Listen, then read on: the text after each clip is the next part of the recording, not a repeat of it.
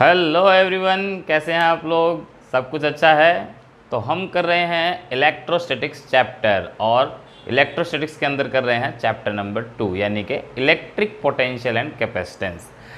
तो बच्चों, अब तक हमने क्या कर लिया था? अब तक हमने कर लिया है इलेक्ट्रिक पोटेंशियल क्या होता है, इलेक्ट्रिक पोटेंशियल डिफरेंस क्या होता है, और हमने ये भी निकाले कि electric potential single point charge की वजह से कितना होगा, डाइपोल की वजह से कितना होगा, है ना। ये सारी चीज़ें हम कर चुके हैं।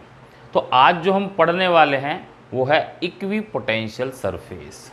ठीक है, तो इसके बारे में डिटेल में जानेंगे क्योंकि बहुत इंपॉर्टेंट टॉपिक है और कई बार बोर्ड एग्जाम्स में पूछा गया और कंपटीशन में भी इसके कंसेप्चुअल क्वेश्चंस आते हैं। तो बेटा, मैं हूं सक्षम वत्स, आपका फिजिक्स टीचर, और करते हैं आज का अपना लेक्चर शुरू। तो आज का जो टॉपिक है बेटा अपना है वो है इक्वी पोटेंशियल सरफेस। तो देखो बच्चों, जैसा कि नाम से क्लियर है, इक्वी पोटेंशियल मीन्स, इक्वी का मतलब क्या होगा, इक्वल, पोटेंशियल मीन्स पोटेंशियल, और सरफेस का मतलब सरफेस, यानी कि हमारे पास कोई सरफेस है जिसके हर पॉइंट पर पोटेंशियल की वैल्यू इक्वल है, सेम है, उसे क्या बोल देते हैं, इक्वी पोटेंशियल सरफेस। यानी कि द सरफेस, ऐसा surface at every point of which, at every point of which the value of electric potential always remain same. The surface at every point of which, ऐसा surface जिसके हर point पर किसकी value same हो, electric potential की value same हो, उसे हम क्या बोलेंगे, इक्वी पोटेंशियल सरफेस। तो हमने एक ऐसा सरफेस भी पढ़ा था जिसके हर पॉइंट पर इलेक्ट्रिक फील्ड सेम होता है, याद करो, पढ़ा था ना।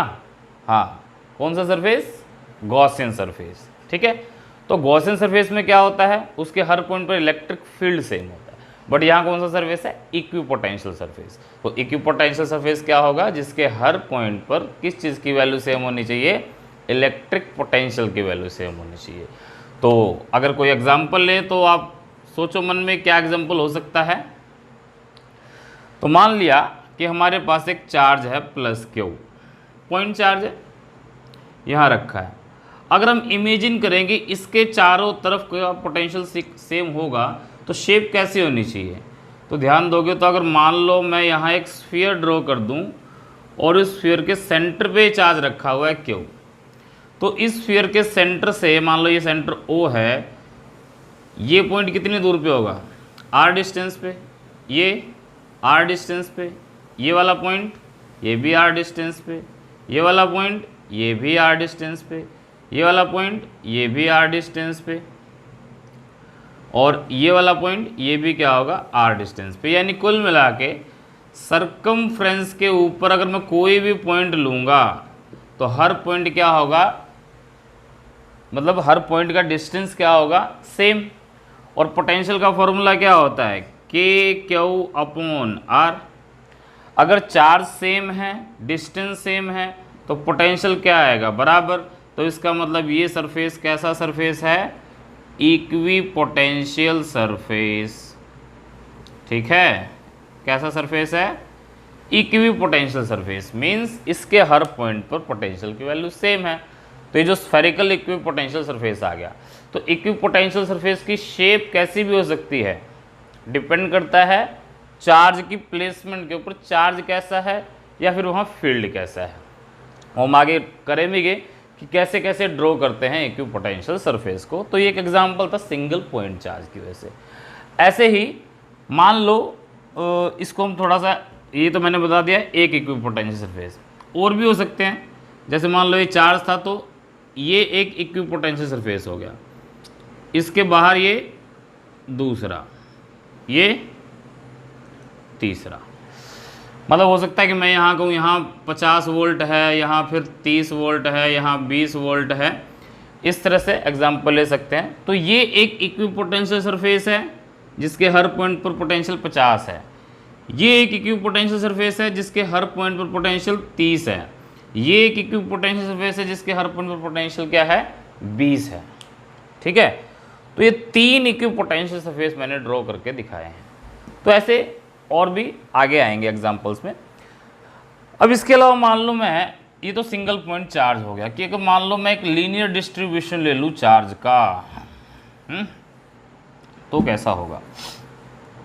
मान लो एक चार्ज ले लिया ना, ऐसा ये ले लिया हमने, चलो थोड़ा और छोटा कर लेते हैं।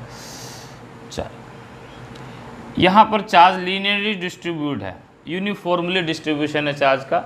तो यहाँ इक्विपोटेंशियल सरफेस कैसा होगा, तो गॉस लॉ याद करो, उसमें बनाया था ना कुछ हमने गॉसियन सरफेस, कुछ उसी तरह का।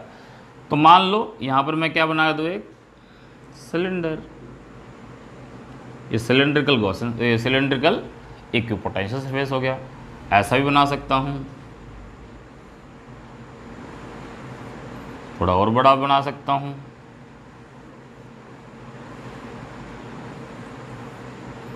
तो यहाँ भी मैंने 3 इक्विपोटेंशियल सरफेस ड्रॉ करके दिखा दिए। एक ये है, दूसरा ये है, तीसरा ये है। ठीक है, इन तीनों पे तो पोटेंशियल अलग अलग होगा, मगर किसी भी एक पर पोटेंशियल बराबर होगा। वही जैसे मैं कहता हूँ यहाँ मान लो 50 वोल्ट है, यहाँ 30 वोल्ट है और यहाँ 20 वोल्ट है। ठीक है, तो इस तरह की कोई भी शेप होगी तो उसको हम क्या बोलेंगे, इक्विपोटेंशियल सरफेस। क्या बोलेंगे हम, इक्विपोटेंशियल सरफेस। तो इक्विपोटेंशियल सरफेस से और क्वेश्चंस कैसे बनते हैं, कैसे आते हैं, तो क्वेश्चंस आते हैं इनकी प्रॉपर्टीज से। प्रॉपर्टीज बड़ी इंपॉर्टेंट है। तो पहली प्रॉपर्टी पढ़ते हैं, प्रॉपर्टीज ऑफ इक्विपोटेंशियल सरफेस। तो पहली प्रॉपर्टी डेफिनेशन से ही है। देखो डेफिनेशन में क्या कह रहा है, इक्विपोटेंशियल सरफेस मतलब सरफेस के हर पॉइंट पे पोटेंशियल बराबर होगा। तो अगर पोटेंशियल बराबर होगा तो पोटेंशियल डिफरेंस कितना आएगा, पोटेंशियली बराबर होगा तो डिफरेंस कितना होगा ही नहीं, 0। यानी कि there is no potential difference between any 2 point on equipotential surface. Equipotential surface के किन्हीं 2 पॉइंट्स पर, किसी भी 2 पॉइंट पर कोई पोटेंशियल डिफरेंस नहीं होता। यानी कि अगर मैं कहूँ कि VB माइनस VA करते थे ना, तो ये कितना आएगा, 0। एक पॉइंट ये, दूसरा पॉइंट ये, दोनों का डिफरेंस हमेशा 0 आएगा अगर वो कहाँ हैं, इक्विपोटेंशियल सरफेस के ऊपर हैं। और दूसरी प्रॉपर्टी इसी से रिलेटेड है, वो क्या है, no work is done in moving a charge from one point to another. No work is done in moving a charge from one point to another on an equipotential surface। तो equipotential surface के ऊपर किन्हीं 2 points के बीच में अगर आपको move करवाना है चार्ज को, तो कोई वर्क नहीं करना पड़ता, क्योंकि हमें पता है कि एक पॉइंट से दूसरे पॉइंट तक मूव करवाना है तो कितना वर्क करना पड़ता है, पोटेंशियल डिफरेंस के बराबर। पोटेंशियल डिफरेंस कितना है, 0, तो वर्क भी कितना आएगा, 0। यानी कि इसके प्रूफ को समझें तो हमारे पास आता था WAB/Q0, VB माइनस VA आता था। बट यहाँ तो VA और VB दोनों बराबर हैं, A का पोटेंशियल B का पोटेंशियल बराबर है, तो WAB/Q0 कितना हो गया, ये 0 हो गया, तो WAB भी कितना हो गया, 0। यानी कि नो वर्क इज डन। तो देखो कितने चालाकी से क्वेश्चंस पूछे जाते हैं। देखो ये आपको एक स्फीयर दे दिया, स्फीयर के सेंटर पे चार्ज दे दिया +Q, एक पॉइंट दे दिया A और दूसरा पॉइंट दे दिया आपको ये B। उसने कहा कि एक दूसरा चार्ज जिसकी वैल्यू मान लो Q1 है, उसको मैं A से B लेकर आया इस रास्ते से, मान लो ये ARB इस रास्ते से मैं लेकर आया, और एक बार मैं सीधे यहाँ से उठा के यहाँ ले आया, एक बार मैं इसको ऐसे लेके आया, एक बार मैं सीधे ऐसे उठा के ले आया। तो दो तरीके से क्वेश्चन पूछे जा सकते हैं। क्या? एक तो पूछेगा इन दोनों में से वर्क किसमें ज़्यादा करना पड़ेगा, ठीक है, इन दोनों में से वर्क किसमें ज़्यादा करना पड़ेगा। ये कह सकता है कि वर्क निकालो दोनों केसेस के अंदर। तो ध्यान से देखो, हमने पहले पढ़ा था इलेक्ट्रोस्टैटिक फोर्स कैसी फोर्स होती है, कंजर्वेटिव फोर्स होती है। तो ए से अगर बी तक मूव करवाना है तो हम पोटेंशियल डिफरेंस देखते हैं। अब ए का जितना पोटेंशियल है उतने पोटेंशियल तो बी का है, क्योंकि एक भी पोटेंशियल सरफेस है, तो वर्क डन होगा ही नहीं, चाहे यहाँ से ले आओ और चाहे यहाँ से ले आओ। तो वर्क दोनों ही केस में जीरो होगा, किसी में कम ज़्यादा होगा ही नहीं। तो ये इस तरह का एक क्वेश्चन भी पूछ सकते हैं। तो कभी भी वर्क डन का क्वेश्चन आ जाए, कई बार ये तो चलो यहाँ नज़र आ रहा है, कई बार स्टेटमेंट देते हैं लंबी चौड़ी, पूरा दे देंगे। एक चार्ज है मान लो 5 माइक्रोकूलम, वो इलेक्ट्रिक फील्ड में रखा हुआ है किसी 10 माइक्रोकूलम के चार्ज में, उसको 1.10 सेंटीमीटर से 20 सेंटीमीटर डिस्टेंस तक हमने मूव करवाना है। और इस तरह से सारी मतलब स्टेटमेंट देने के बाद लास्ट में क्या देगा, और कि इक्विपोटेंशियल सरफेस है, तो वर्क डन निकालो। तो जहाँ वो नज़र आ जाए ना सॉरी गले में कुछ अटक गया बोलते बोलते तो जहाँ भी आपको ये नज़र आए इक्विपोटेंशियल सरफेस, ठीक है, वहीं क्या कर दोगे, वर्क डन जीरो। तो ये बड़ी इंपॉर्टेंट प्रॉपर्टी थी, सेकंड प्रॉपर्टी थी इक्विपोटेंशियल सरफेस को। तो इसको एक बार नोट करो या स्क्रीनशॉट लो ताकि बाद में आप नोट कर सको। तो पॉज करके नोट कर लो या स्क्रीनशॉट ले लो। बढ़ते हैं आगे। तो ये हो गई हमारी दो प्रॉपर्टीज़। तो हम बढ़ते हैं अब तीसरी प्रॉपर्टी की तरफ। जो थर्ड प्रॉपर्टी है इक्विपोटेंशियल सरफेस की, वो क्या है। तो लेट्स सी कि थर्ड प्रॉपर्टी क्या है। थर्ड प्रॉपर्टी ये कहती है कि electric field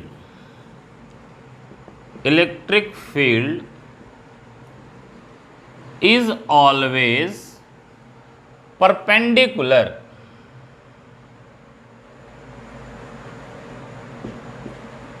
to equipotential surface. यानी कि इलेक्ट्रिक फील्ड जो है वो ऑलवेज क्या होगा, परपेंडिकुलर होगा इक्विपोटेंशियल सरफेस के। इलेक्ट्रिक फील्ड जो सरफेस है, मान लो ये सरफेस है ना, तो इलेक्ट्रिक फील्ड ऐसे होगा, ये सरफेस है तो इलेक्ट्रिक फील्ड ऐसे होगा। इक्विपोटेंशियल सरफेस के हमेशा परपेंडिकुलर होगा। जैसे हमने इसमें किया था ना कि मान लो ये प्लस क्यू चार्ज है ना, तो ऐसे हमने इसके चारों तरफ क्या बना दिया था, इक्विपोटेंशियल सरफेस बना दिया था। अब मान लो यहाँ से इलेक्ट्रिक फील्ड लाइन निकलेंगी तो कैसे निकलेंगे, ऐसे तो निकलेंगी, ये ऐसे निकलेंगे ना। तो ये जो इलेक्ट्रिक फील्ड लाइन्स यहाँ से निकल रही हैं, ये सब के सब क्या हैं, सेंटर से निकल रही है, और सेंटर से जो लाइन जाती है सर्कमफ्रेंस पे परपेंडिकुलर भी होती है। तो ये सब परपेंडिकुलर हैं, सब के सब। यानी कि इलेक्ट्रिक फील्ड लाइंस हमेशा इक्विपोटेंशियल सरफेस के क्या होगा, परपेंडिकुलर होगा। ये हमने ध्यान करना है। तो इसमें प्रूफ अगर देखें कि क्या कैसे होगा, तो हमने देखो ये पढ़ा था relation dv is equals to, या E पढ़ा था हमने, E is equals to minus dv upon dr, relation between electric and potential. तो dv कितना हो जाएगा, माइनस ई डी आर, या इसको हम minus E dot D R भी लिखते थे, ध्यान में ना। तो यहाँ पर dv कितना है, 0 है, तो ई डॉट डी आर कितना होगा, 0 होगा। यानी कि E D R cos theta कितना होगा, 0 होगा। ये 0 है तो कोस थीटा भी कितना होगा, 0 होगा। तो कोस थीटा अगर 0 तो थीटा कितना होता है, 90 डिग्री। तो इसका मतलब क्या हुआ कि electric field is always perpendicular to equipotential surface, ठीक है। तो ये थी हमारी तीसरी प्रॉपर्टी कि इलेक्ट्रिक फील्ड हमेशा इक्विपोटेंशियल सरफेस के परपेंडिकुलर होता है, ठीक है। इससे रिलेटेड क्वेश्चंस और भी हो सकते हैं, आगे करेंगे। तो इसको हम रब करते हैं, आप नोट कर लीजिए, स्क्रीनशॉट ले लीजिए। चलिए अब बढ़ते हैं हम अपनी चौथी प्रॉपर्टी की तरफ। तो इक्विपोटेंशियल सरफेस की जो फोर्थ प्रॉपर्टी है वो भी इस जो थर्ड प्रॉपर्टी है इससे रिलेट करती हुई है, और उससे सिमिलर क्वेश्चन तुमने पिछले चैप्टर्स में पढ़ा है इलेक्ट्रिक फील्ड वाले में, क्या कि two equipotential surfaces can't intersect each other. दो इक्विपोटेंशियल सरफेस एक दूसरे को कभी भी इंटरसेक्ट नहीं कर सकते, काट नहीं सकते। ऐसा एक क्वेश्चन पढ़ा था ना कि दो इलेक्ट्रिक फील्ड लाइंस एक दूसरे को भी काट नहीं सकती। क्यों? क्योंकि at the point of intersection there will be two direction of electric field intensity which is not possible, पहले पढ़ा हुआ है। तो ऐसा ही कुछ यहाँ होता है। कैसे होता है? तो मान लो हमारे पास एक इक्विपोटेंशियल सरफेस है, ये एक इक्विपोटेंशियल सरफेस है, और एक माना कि हमारे पास ये एक इक्विपोटेंशियल सरफेस है। ठीक है, समझो इसको कि भाई एक इक्विपोटेंशियल सरफेस तो हमारा ये है, ठीक है, और दूसरा इक्विपोटेंशियल सरफेस हमारा ये है, ये वाला।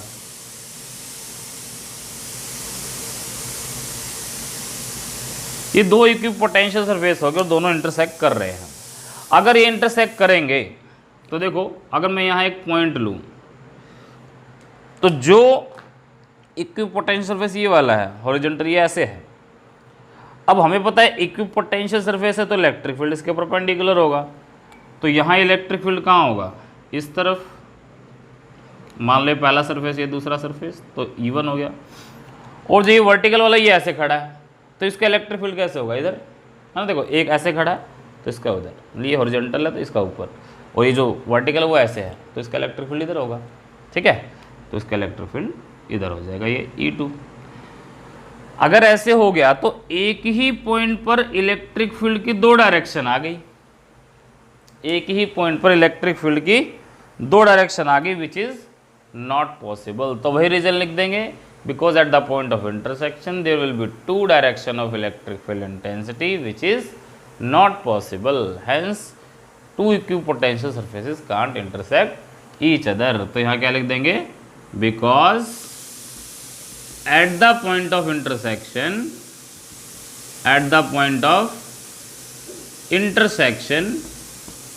there will be two direction of electric field intensity which is not possible। और ये डायग्राम बना के दिखा सकते हो आप। ठीक है, तो ये हो जाएगी हमारी फोर्थ प्रॉपर्टी कि इक्विपोटेंशियल सरफेस कभी भी एक दूसरे को काट नहीं सकती हैं। ठीक है, इसके बाद आता है अपना फिफ्थ प्रॉपर्टी का नंबर, ये भी आप नोट कर लो, स्क्रीनशॉट ले लो। तो फिफ्थ प्रॉपर्टी क्या कहती है? फिफ्थ भी इसी से रिलेटेड है। फिफ्थ प्रॉपर्टी में हमने पढ़ा था, देखो E is equals to minus dV upon dr। अब यहाँ dV क्या है? कांस्टेंट है, तो हम ये कह सकते हैं कि E is inversely to dr, E is inversely to dr, मतलब जहाँ फील्ड स्ट्रोंग होगा वहाँ dr कम होगा। अब ये dr क्या है? ये dr है दो इक्विपोटेंशियल सरफेस के बीच का डिस्टेंस। इस तरह से मान लो ये मेरा एक इक्विपोटेंशियल सरफेस है और ये मेरा दूसरा इक्विपोटेंशियल सरफेस है। ठीक है, ये दो इक्विपोटेंशियल सरफेस हैं, एक ये हो गया, एक ये हो गया। मान लो यहाँ पोटेंशियल 50 वोल्ट है, यहाँ पोटेंशियल 30 वोल्ट है, तो इसके बीच का जो डिस्टेंस है वो है ये dr। तो अगर फील्ड स्ट्रॉन्ग होगा तो ये जो dr है ये कम आएगा, यानी कि इक्विपोटेंशियल सरफेसेस पास पास होंगे, और अगर ये फील्ड वीक होगा तो इक्विपोटेंशियल सरफेसेस दूर दूर होंगे। यानी यहाँ क्या लिख सकते हैं? Stronger the value of electric field intensity, ठीक है, smaller will be the distance between two equipotential surfaces, ठीक है ना। स्ट्रोंगर द वैल्यू ऑफ ई, जितना स्ट्रोंग इलेक्ट्रिक फील्ड होगा smaller will be the distance between two equipotential surface, दो equipotential surface का distance उतना ही कम होगा, ठीक है। फील्ड अगर स्ट्रोंग है तो डिस्टेंस कम, फील्ड वीक है तो डिस्टेंस ज़्यादा। एग्जाम्पल समझते हैं। मान लो हमारे पास एक एग्जाम्पल ऐसे दे दिया, ये इक्विपोटेंशियल सरफेस है इस तरह से, ठीक है। ये इक्विपोटेंशियल सरफेसेस हैं, अलग अलग दे रखे हैं। अब इस तरह से मान लो इक्विपोटेंशियल सरफेसेस दे दिया आपको और कहा भाई एक पॉइंट है यहाँ ए और एक पॉइंट है यहाँ बी, और ये पूछ ले ये सब इक्विपोटेंशियल सरफेस है, कहाँ पर फील्ड स्ट्रोंग है, ए पर या बी पर, तो आंसर क्या आएगा, बी। क्योंकि यहाँ इक्विपोटेंशियल सरफेस के बीच का डिस्टेंस क्या है, कम है, कम का मतलब फील्ड स्ट्रोंग है। और एग्जांपल समझते हैं। मान लो एक प्लस क्यू चार्ज है और ये मैंने इलेक्ट्रिक फील्ड लाइंस ड्रॉ कर दी, ठीक है, और ये इसका इक्विपोटेंशियल सरफेस हो गया। ऐसे एक प्लस का चार्ज और है और यहां भी मैंने इलेक्ट्रिक फील्ड लाइन ड्रॉ करी है।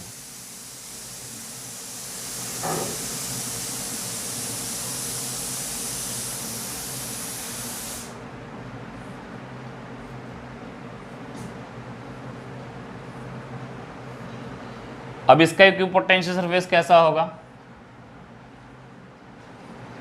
इसका ऐसा होगा।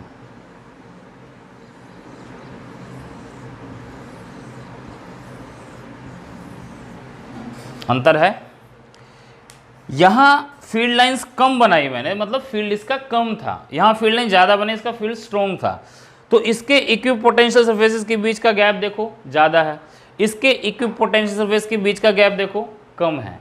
तो इसका मतलब जहां फील्ड स्ट्रॉन्ग होगा वहां गैप कम, जहां फील्ड स्ट्रॉन्ग होगा वहां गैप कम, और जहां फील्ड वीक होगा, वहां ज्यादा आएगा। तो इनवर्स का रिलेशन है, फील्ड स्ट्रॉन्ग डिस्टेंस कम, फील्ड कम डिस्टेंस ज्यादा, ठीक है। तो ये कुछ प्रॉपर्टीज थी इक्विपोटेंशियल सरफेसेस की। जो इक्विपोटेंशियल सरफेस है उसकी डिफरेंट प्रॉपर्टीज हैं और हर प्रॉपर्टी से क्वेश्चन बनता है। Each and every property make a conceptual question. तो पांचों प्रॉपर्टी बड़े ध्यान से आपको याद रखनी है। और अब हम थोड़े से इक्विपोटेंशियल सरफेसेस को ड्रॉ करके देखते हैं, ठीक है, ड्रॉ करते हैं। तो अगर मान लो क्वेश्चन आ जाए कि भाई draw equipotential surface, draw equipotential surface due to uniform electric field. Uniform electric field है और आपने उसकी वजह से क्या बताना है, इक्विपोटेंशियल सरफेस ड्रॉ करके दिखाना है। तो कैसे होगा देखो। अब यूनिफॉर्म इलेक्ट्रिक फील्ड है तो सबको पता है कैसे होती हैं, ये पैरेलल स्ट्रेट लाइन है ना। तो ये हो गई जी हमारी मान लो इलेक्ट्रिक फील्ड। अब इक्विपोटेंशियल सरफेस कैसा होगा, तो हमेशा याद रखना यूनिफॉर्म इलेक्ट्रिक फील्ड लाइंस के केस में इक्विपोटेंशियल सरफेस हमेशा प्लेनर शेप का आएगा, यानी कि प्लेन के रूप में बनेगा। तो यहां ड्रॉ करेंगे तो कैसे करेंगे, तो देखो ये होगी इसकी ड्राइंग।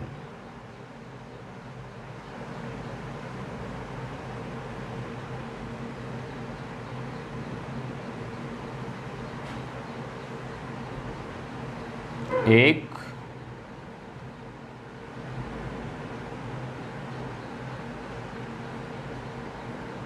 दो,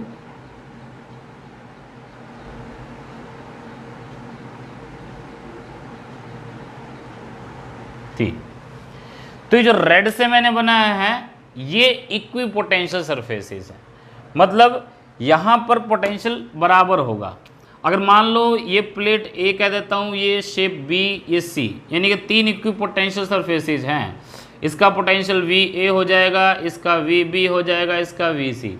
और मैं तुमसे पूछ लूँ किसका पोटेंशियल ज़्यादा है, ए का ज़्यादा है, बी का ज़्यादा है, सी का? बताओ, मन में सोचो, फिर आंसर बोलता हूँ मैं।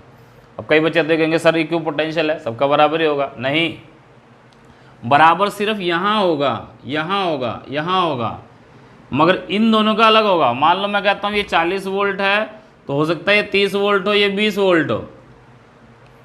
ठीक है, तो किसका ज़्यादा होगा? लिख भी दिया मैंने, V A is greater than V B is greater than V C. ठीक है, ए का बी से ज़्यादा होगा, बी का सी से ज़्यादा होगा। क्यों? क्योंकि इलेक्ट्रिक फील्ड की डायरेक्शन कहाँ होती है? जहाँ पोटेंशियल डिक्रीज हो रहा होता है ना? जहाँ पोटेंशियल डिक्रीज हो रहा होता है उधर ही तो होती है डायरेक्शन। तो पोटेंशियल डिक्रीज इधर हो रहा है, तो इसकी कम, उससे ज़्यादा, सबसे ज़्यादा। ठीक है, तो ये शेप हो जाएगी इक्विपोटेंशियल सरफेस की जब हमारे पास क्या हो? यूनिफॉर्म इलेक्ट्रिक फील्ड हो। इसी तरह अगर पूछ लें ड्रॉ इक्विपोटेंशियल सरफेस, शॉर्टकट में लिख रहा हूँ, equipotential surface due to single point charge. तो ये तो कई बार बना के दिखा ही चुका हूं तुम्हें। मान लो भी सिंगल पॉइंट चार्ज प्लस का है, ठीक है, तो फील्ड लाइंस कहाँ होंगी? ऐसे बाहर की तरफ। ठीक है, ये तो हो गई फील्ड लाइंस। अब इक्विपोटेंशियल सरफेस कैसा होगा? तो इसके चारों तरफ अगर इक्वल डिस्टेंस मान के स्फीयर ड्रॉ करेंगे तो स्फेरिकल शेप में ये इक्विपोटेंशियल सरफेस होगा, ये इक्विपोटेंशियल सरफेस होगा। ठीक है, ये 1, ये 2, ये 3 इक्विपोटेंशियल सरफेस हो गए। सबसे ज़्यादा पोटेंशियल कहाँ होगा? यहाँ होगा, फिर इससे कम, फिर उससे कम, यानी कि 2 पॉइंट दे दें ए और बी, और ये पूछ ले किसका पोटेंशियल ज़्यादा होगा, तो तुम बता सकते हो ए बी का। और मैं पूछ लूँ V A minus V B कितना होगा? पॉजिटिव होगा, नेगेटिव होगा? तो तुम क्या कहोगे? पॉजिटिव होगा। क्यों? क्योंकि वी ए का पोटेंशियल ज़्यादा है, बी का कम है, तो डिफरेंस पॉजिटिव आएगा। अगर वी बी माइनस वी पूछता तो क्या आता? नेगेटिव। ऐसा ही सेम केस अगर हम नेगेटिव चार्ज के साथ करेंगे, यानी कि ये तो प्लस हो गया। ठीक है, इसी में बना के दिखाता हूँ आपको। अगर मान लो मैं यहाँ प्लस की जगह क्या कर दूँ? माइनस कर दूँ। फ़र्क कितना आएगा? जितनी भी एरो हैं सबके सब अंदर की तरफ हो जाएंगे। ठीक है, क्योंकि नेगेटिव चार्ज की वजह से फील्ड अंदर होता है ना, तो ये अंदर आ जाएगा सारा, और कुछ नहीं, बस अंदर की तरफ। अब पोटेंशियल किसका ज़्यादा होगा? बी का। ए का क्या होगा? कम। तो अब V A minus V B करूँगा तो क्या आएगा? नेगेटिव आएगा। ठीक है, कि पोटेंशियल की डायरेक्शन, फील्ड की डायरेक्शन हमेशा in the direction of decreasing potential होता है। ठीक है, तो ये हो गया सिंगल पॉइंट चार्ज। इसी तरह हमारे पास मान लो डाइपोल आ जाए, डाइपोल, ड्यू टू डाइपोल। तो डाइपोल की वजह से कैसा होगा? थोड़ा सा और अच्छे से करते हैं, थोड़ा खुले में बनाते हैं। तो हमारे पास पूरा बोर्ड है तो कंजूसी नहीं करनी। लो जी, डाइपोल के केस में बना देते हैं। तो ड्यू टू डाइपोल क्या होगा? डाइपोल तो सबने पढ़ा है, electric dipole, due to electric dipole. तो इलेक्ट्रिक डाइपोल में एक हमारे पास प्लस का चार्ज है, एक हमारे पास माइनस का चार्ज है। तो ठीक है, तो इलेक्ट्रिक फील्ड लाइंस तो हमने ड्रॉ करी ना, पॉजिटिव से ऐसा होता है, ये इलेक्ट्रिक फील्ड लाइंस इधर ये बाहर आ जाएंगे, यहाँ अंदर, ये सारे एरो अंदर की तरफ, ये सारे एरो बाहर की तरफ। ठीक है, तो हमें पता है कि दो इक्विपोटेंशियल सरफेस एक दूसरे को काट तो सकते नहीं हैं, और पॉजिटिव चार्ज की वजह से शेप कैसी भी बनाई थी? ये बनाई थी स्फेरिकल। तो यहाँ बना लो भाई, ऐसे ही यहाँ भी बनेगी, नेगेटिव के चारों तरफ भी क्या थी? स्फेरिकल। ठीक है, एक और बना लो जी, लो एक नीले का बना लें।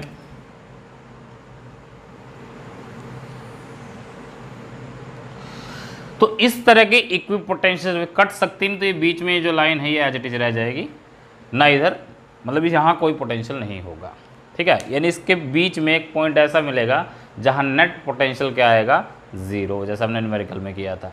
ठीक है, तो वो नेट पोटेंशियल वहाँ जीरो आएगा, सिर्फ इसका ऐसा बनेगा, इसका ऐसा बनेगा, इधर पॉजिटिव का बना दो, इधर नेगेटिव का बना दो, ये हो जाएगा ड्यू टू डाइपोल। और अगर मान लो हमारे पास दो पॉजिटिव चार्ज आ जाए, दो पॉजिटिव या दोनों नेगेटिव, तो इसमें कैसा बनेगा, तो इसमें बस इतना ध्यान रखना है कि पॉजिटिव की वजह से तो ये बन ही रहा है स्फेरिकल, ये तो बन ही रहा था।